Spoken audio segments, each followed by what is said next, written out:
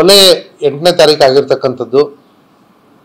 ಈಗ ಈ ಕೊಲೆ ಹಿನ್ನೆಲೆಯನ್ನು ಪರಿಶೀಲಿಸಿದಾಗ ನಮಗೆ ತನಿಖೆಯಲ್ಲಿ ಕಂಡುಬಂದಂಥ ಮಾಹಿತಿ ಏನಪ್ಪ ಅಂತಂದರೆ, ಹಿಂದಿನ ದಿವಸ ಅಂದರೆ 7ನೇ ತಾರೀಕು ಕೂಡ ಮನೆಯಲ್ಲಿ ಈ ವಿಚಾರವಾಗಿ ತುಂಬ ದೊಡ್ಡ ಗಲಾಟೆ ಆಗಿತ್ತು. ಗಲಾಟೆಗೆ ಬಸವರಾಜ್ ಬೇರೆ ಕಡೆ ಹೋಗಿದ್ದ.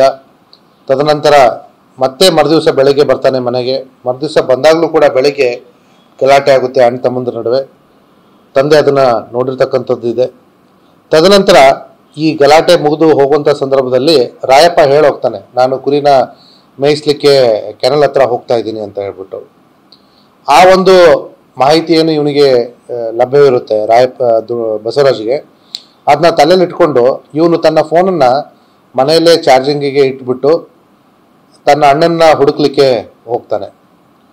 ಹುಡುಕಕ್ಕೆ ಹೋಗಕ್ಕಿಂತ ಮುಂಚೆನೆ ಮನೇಲಿರ್ತಕ್ಕಂಥ ಖಾರದ ಪುಡಿಯನ್ನು ಕೂಡ ತೆಗೆದುಕೊಂಡು ಹೋಗಿರ್ತಾನೆ. ಅನ್ನದ ಸಾಂಬಾರ್ ರುಚಿನೇ ಬೇರೆ, ಇಡ್ಲಿ ಸಾಂಬಾರ್ ರುಚಿನೇ ಬೇರೆ.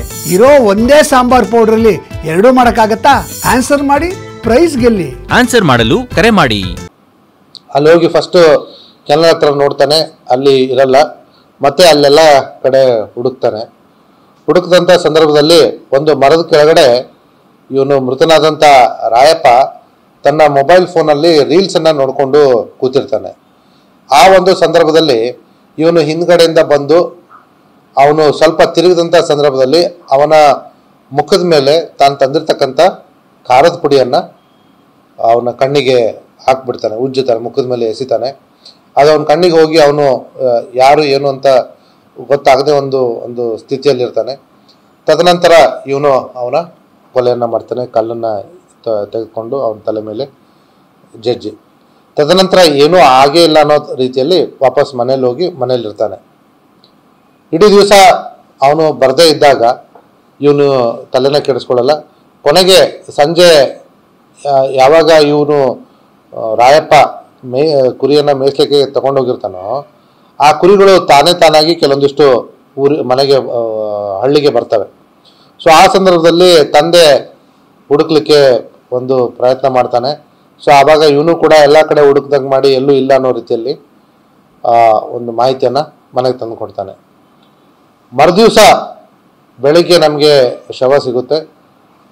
ತದನಂತರ ನಮಗೆ ಯಾವುದೇ ಒಂದು ಕುರುಹುಗಳು ಸಾಕ್ಷ್ಯಗಳು ಅಲ್ಲಿ ಲಭ್ಯ ಇಲ್ಲದ್ರಿಂದ ಸುಮಾರು ದಿನಗಳ ಕಾಲ ನಾವು ತಡ್ಕಾಡಬೇಕಾಗುತ್ತೆ.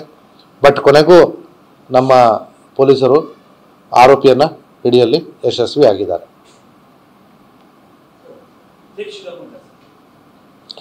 ನಮ್ಮ ತನಿಖಾ ರಹಸ್ಯಗಳನ್ನು ನಾವು ಬಿಟ್ಕೊಡೋದಿಲ್ಲ. ಆಸ್ತಿ ಅಲ್ಲ, ಇಲ್ಲಿ ಇರ್ತಕ್ಕಂಥದ್ದು ಅವನು ಏನೂ ಕೆಲಸ ಮಾಡ್ತಾ ಇರಲಿಲ್ಲ ಅನ್ನುವಂಥದ್ದು ಒಂದು. ಈಗ ಮನೆಗೆ ಆಧಾರವಾಗಿದ್ದವನು ರಾಯಪ್ಪ, ಮತ್ತು ಮೇನ್ ಕುಲಕಸುಬವಾಗಿ ಅವನು ಕುರಿಯನ್ನು ಸಾಕಣೆ ಮಾಡ್ತಾ ಇದ್ದ. ಸೊ ನೀನೇನು ಕೆಲಸ ಮಾಡೋದಿಲ್ಲ ಅನ್ನುವಂಥದ್ದೇ ಒಂದು ಇಲ್ಲಿ ಇರ್ತಕ್ಕಂಥ ಜಗಳದ ಮೂಲ.